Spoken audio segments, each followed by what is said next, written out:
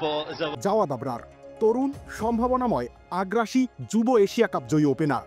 নেই কোনো চোট ইস্যু, শৃঙ্খলা ভঙ্গের কথাও বড় গলায় দাবি করেননি কেউ। তবুও সিলেট স্ট্রাইকার্স দলের সাথে কেউ যেন নজরেই পড়ছেন না জাওয়াদ। এনসিএল টি-20-তে ৩৫ ব্যাটিং গড় আর ১৪১ স্ট্রাইক রেটে ব্যাটিং করে বিপিএল ড্রাফটের বাইরে থেকেই সুযোগ পেয়েছেন সিলেট স্ট্রাইকার্স ফ্রাঞ্চাইজিতে। সিলেটের টপ অর্ডারও হালকা বাতাসে ভেঙে পড়েছে প্রায় প্রতিটা ম্যাচেই। জাওয়াদের গল্পটা এখান থেকে শুরু হতে পারত, একটা সুযোগ বদলে দিতে পারত জাওয়াদ এবং সিলেটের ভাগ্যরেখা। কিন্তু জাওয়াদ সিলেটের ম্যানেজমেন্টকে সন্তুষ্ট করতে পারেননি, কিংবা চট্টগ্রামের ফ্রাঞ্চাইজি মালিকের মতো ব্যক্তিগতভাবে সন্তুষ্ট হতে পারেননি সিলেটের মালিকও। টপ অর্ডারের ম্যাচের পর ম্যাচ ব্যর্থতা, দলের অবস্থান তলানিতে, জাওয়াদের স্ট্যাটস কিংবা হিটিং রেপুটেশন, আর কিভাবে সন্তুষ্ট হতে পারত সিলেটের ম্যানেজমেন্ট।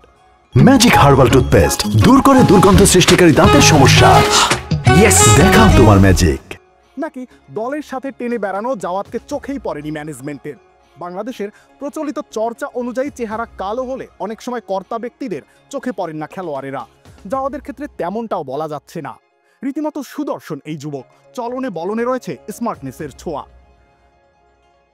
তবে কি আহমেদ শেহজাদের দাবি সঠিক? সুদর্শন হওয়া ম্যানেজমেন্টের চক্ষুশূল হওয়ার কারণ হতে পারে?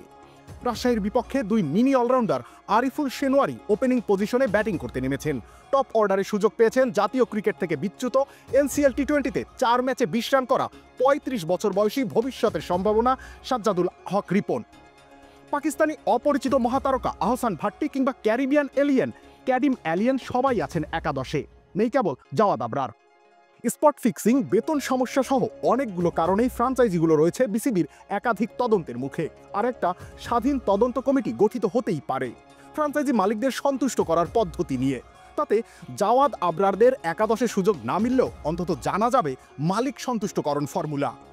জাওয়াদও ব্যক্তিগতভাবে উদ্যোগী হয়ে ফর্মুলা খুঁজতে পারেন একাদশে সুযোগ পাওয়া একজন মহাতারকার থেকে। রবিউল ইসলাম রনি, খেলা ৭১।